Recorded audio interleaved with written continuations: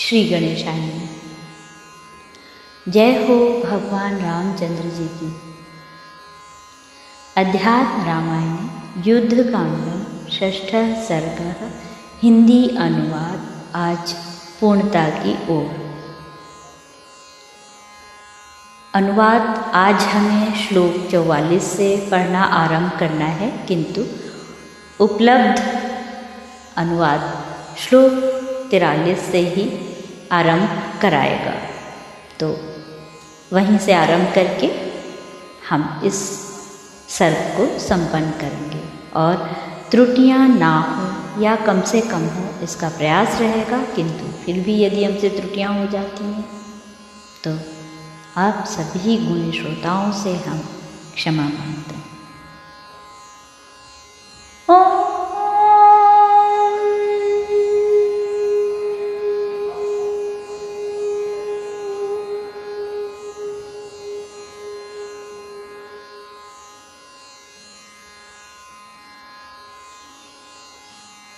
मैं आपका प्रिय करूँगा ही, उसके लिए मैं अपने प्राणों की परवाह नहीं करता, तथापि उससे क्या लाभ हो।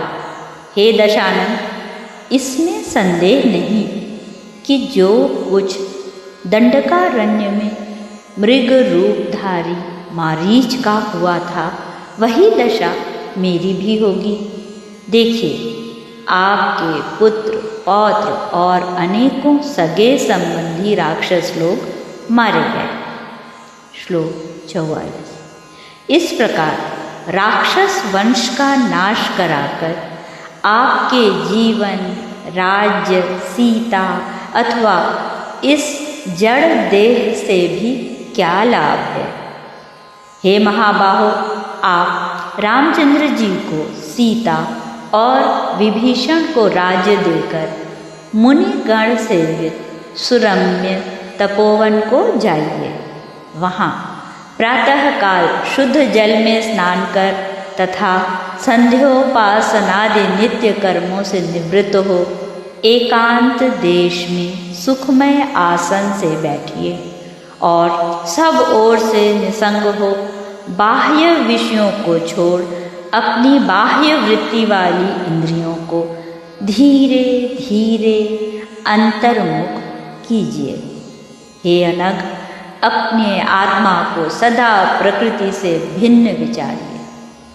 देह, बुद्धि और इंद्रियादि से युक्त संपूर्ण चराचर जगत अर्थात ब्रह्मा से लेकर स्तंभ अर्थात कीट विशेष पर्यंत जो कुछ दिखाई या सुनाई देता है वह सब प्रकृति है और वही माया भी कहलाती है। वही सर्वदा संसार रूपी वृक्ष की उत्पत्ति, स्थिति और विनाश की कारण रूप श्वेत अर्थात सात्विक, लोहित अर्थात राजस और कृष्णवर्ण अर्थात तामस प्रजा उत्पन्न करती है, तथा वही अपने गुणों से अहर्निश सर्वव्यापक आत्मदेव को मोहित कर काम, क्रोधादि पुत्रों और हिंसा, तृष्णादि कन्याओं को उत्पन्न करती है। श्लोक 52।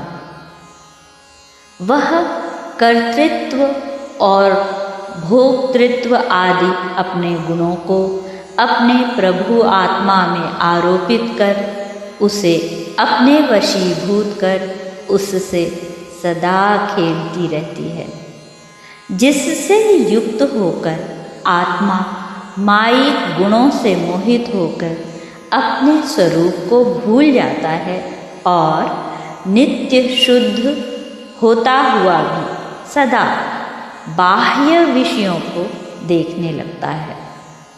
जिस समय सद्गुरु का साक्षात्कार होता है और वे उसे निर्मल ज्ञान दृष्टि से जागृत करते हैं, उस समय वह बाह्य विषयों से अपनी दृष्टि हटाकर अपने आप को ही स्पष्ट देखता है। श्लोक 55। और फिर यह देहधारी जीव जीवन मुक्त होकर प्राकृत गुणों से छूट जाता है। हे रावण, आप संयतेंद्रिय होकर इसी प्रकार अपने वास्तविक आत्मस्वरूप का चिंतन कीजिए। इससे आत्मा को प्रकृति से भिन्न जानकर आप मुक्त हो जाएंगे। और यदि आप इस प्रकार ध्यान करने में असमर्थ हों तो सगुण भगवान का आश्रय लीजिए। श्लोक 57। उस सगुण ध्यान की विधि इस प्रकार है।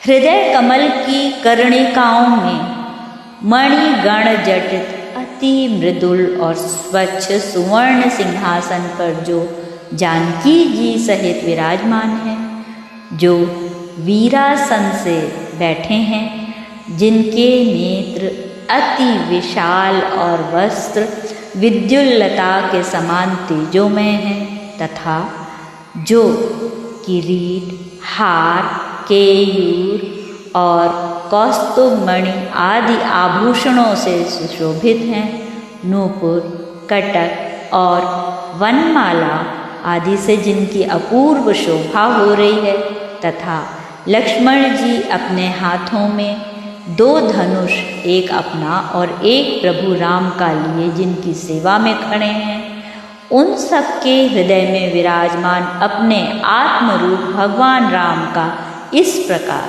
सर्वदा अत्यंत भक्तिपूर्वक ध्यान करने से आप मुक्त हो जाएंगे, इसमें संदेह नहीं।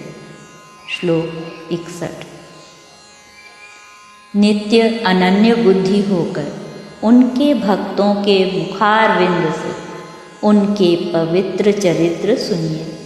ऐसा करने से आपके पूर्वकृत महान पाप भी एक क्षण में ही इस प्रकार भस्म हो जाएंगे, जैसे अग्नि से रुई का ढेर भस्म हो जाता है। जो सर्वत्र परिपूर्ण है, उन अद्वितीय भगवान राम के साथ वैर छोड़कर आत्म प्रेम पूर्वक उन नाम रूप रहित पुराण पुरुष की हृदय में सगुण भाव से भावना कर उनका सर्वदा भजन कीजिए। श्लोक 63। इति श्रीमदध्यात्म रामायणे उमा महेश्वर संवादे युद्धकांडे 6 सर्गः।